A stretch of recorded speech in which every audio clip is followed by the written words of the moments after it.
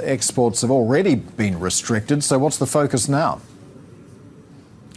Well, the focus could end up being on any and all equipment from major chip making or chip equipment providers. As you say, yes, those restrictions, they're already in place. So at the end of last year, for instance, we saw major players like Tokyo Electron, you can see that big slump there, ASML in the Netherlands as well, essentially restricted from selling some of the most advanced technology to China.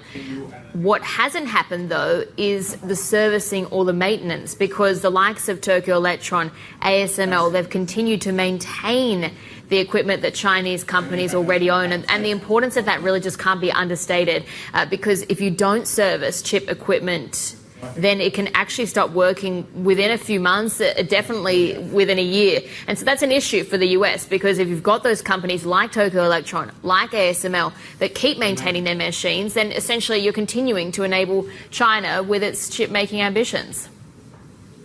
All right, so with that in mind, how could the US go about doing this?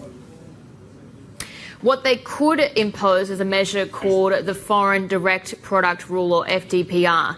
It's essentially a rule that puts in place restrictions or controls on foreign-made products that use even just the tiniest amount of American technology, which is why I said basically any and all of equipment could be targeted by the FDPR. What sources are telling us is that this sort of idea or plan is being touted or discussed with officials in Tokyo, The Hague, if Japan and the Netherlands don't tighten their own measures on China. The US, of course, in a very tricky position, though, because there's also that question of how much are allies going to be listening here when you've got the US presidential election just a few months away.